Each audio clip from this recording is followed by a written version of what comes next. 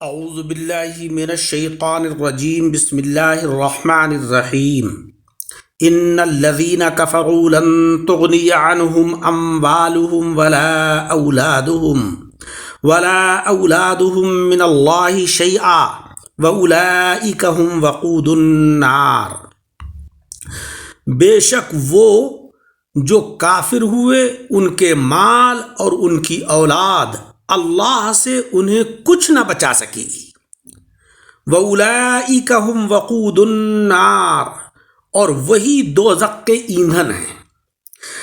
كَدَأْبِ آلِ فِرْعَوْنَ وَالَّذِينَ مِن قَبْلِهِمْ كَذَّبُوا بِآيَاتِنَا فَأَخَذَهُمُ اللَّهُ بِذُنُوبِهِمْ وَاللَّهُ شَدِيدُ الْعِقَابِ۔ جیسے فرعون والوں اور ان سے اگلوں کا طریقہ، انہوں نے ہماری آیتیں جھٹلائیں تو اللہ نے ان کے گناہوں پر ان کو پکڑا، اور اللہ کا عذاب سخت ہے۔ واللہ شدید العقاب۔ سامعین اکرام، آج کے درس قرآن میں سورہ آل عمران کی آیت نمبر 10 اور 11 تلاوت کی اور ان کا ترجمہ کیا ہے۔ قرآن عظیم کا دستور ہے کہ ایمان کے ساتھ کفر کا، مسلمانوں کے ساتھ منکرین کا، نور کے ساتھ تاریکی کا ذکر فرماتا ہے تاکہ انسان مؤمنوں کی صفتیں حاصل کرے اور منکرین کے عیوب سے بچے۔ چنانچہ اب تک مسلمانوں خصوصاً علماء کے اوصاف بیان فرمائے گئے، اب منکرین اسلام کے عیوب کا ذکر ہو رہا ہے۔ پچھلی آیتوں میں مسلمانوں کی دعا، ان کی عاجزی اور زاری کا ذکر فرمایا گیا تھا۔ اب منکرین کی سخت دلی اور رب تبارک و تعالیٰ سے بے پرواہی کا ذکر ہے، کیونکہ ہر چیز اپنی ضد سے پہچانی جاتی ہے۔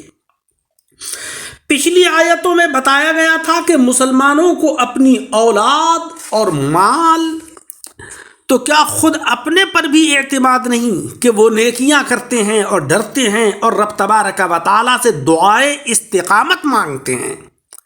اب منکرین کا ذکر ہے کہ وہ اس کے برخلاف اپنے مال پر، اپنی اولاد پر بھروسہ کر کے رب سے بے پرواہ رہتے ہیں۔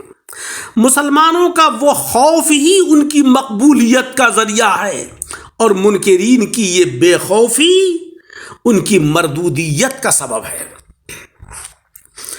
ان آیتوں میں اللہ جل شانہ و عم نوالہ نے فرمایا کہ اے نبی صلی اللہ علیہ وسلم، منکرین اپنے مال، اپنی اولاد کی وجہ سے ایمان نہیں لاتے ہیں۔ ان کا یہ خیال ہے کہ کفر کی وجہ سے جو ہم پر عذاب آئے گا اسے ہم دنیاوی مصیبتوں کی طرح اپنے مال اولاد کے ذریعے سے ٹال دیں گے۔ یعنی جس طرح دنیا کے اندر مصائب اور آلام آتے ہیں، ہم اپنی اولاد کی طاقت کے بل پر، ہم اپنے مال کی قوت کے بل پر ان کو ٹال دیتے ہیں، ایسے ہی کفر کی وجہ سے جو ہم پر عذاب آئے گا تو ہم اپنی اولاد اور مال کی طاقت سے اس کو بھی ٹال دیں گے۔ مگر اے حبیب علیہ الصلاۃ والسلام، ان کا یہ خیال غلط ہے۔ منکرین پر جب کفر کی وجہ سے عذاب الہی آئے گا تو ان کے مال اولاد سب بیکار ثابت ہوں گے، وہ اللہ کی بھیجی ہوئی مصیبت کو دفع نہیں کر سکیں گے، اور یہ لوگ دوزخ کا ایندھن بنیں گے۔ جیسے کہ ایندھن کی رگ و ریشے میں آگ سرایت کر جاتی ہے، ایسے ہی ان کے رگ و ریشے میں جہنم کی آگ بھڑکے گی۔ اسلام کے مقابلے میں ان کی ناکام کوشش ایسی ہی ہے جیسے حضرت موسیٰ علیہ السلام کے مقابلے میں فرعونیوں کی کوشش تھی، یا ان پر کفر کا وبال ایسا آئے گا جیسے فرعونیوں اور ان سے پہلے والے منکرین پر آیا کہ وہ ان سے بڑھ کر مالدار تھے، ان سے بڑھ کر صاحب اولاد تھے، مگر جب عذاب آیا تو کوئی چیز ان کے کام نہیں آئی۔ انہوں نے ہماری آیتوں ہماری نشانیوں، ہمارے انبیاء کے معجزات کو جھٹلایا، ان کو ایذائیں اور تکلیفیں پہنچائیں۔ پہلے تو رب تبارک و تعالیٰ نے انہیں مہلت دی، پھر جب ان کا پیالہ گناہوں سے بھر گیا تو سارے گناہوں کے عوض اللہ رب العزت نے اچانک انہیں پکڑ لیا۔ اللہ سخت عذاب والا ہے، واللہ شدید العقاب، اس کے عذاب سے کوئی بچا نہیں سکتا۔ ایسے ہی اے حبیب مکرم صلی اللہ علیہ وسلم، یہ آپ کے دور میں جو منکرین اسلام ہیں ان کا حال ہوگا۔ جب غرض یکساں ہے، سبب یکساں ہے، جو کفر ہے، تو عذاب کیوں یکساں نہیں ہوگا؟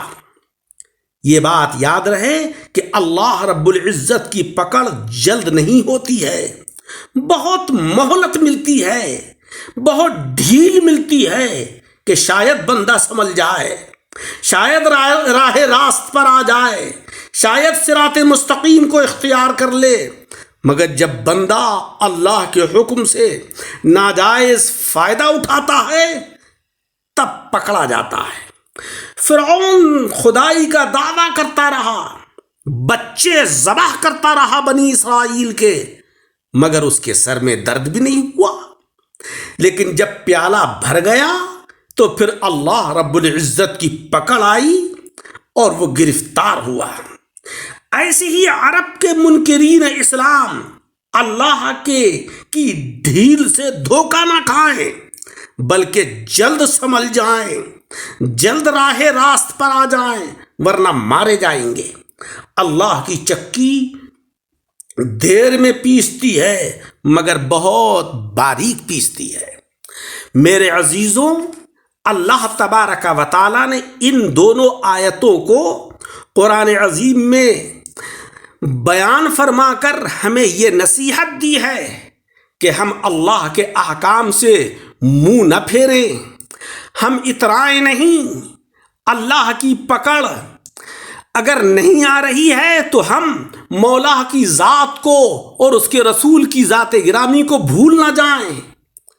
اللہ تبارک و تعالیٰ سے ڈریں، اس کی تعلیمات کے اوپر عمل کریں، تاکہ اللہ تبارک و تعالیٰ ہم کو آخرت کی سزاؤں سے محفوظ رکھے اور دنیا کے اندر عزت و وقار ہم کو عطا فرمائے اور آخرت میں سرخروئی عطا فرمائے۔ اللہ تعالیٰ ہمیں عمل کی توفیق عطا فرمائے، آمین۔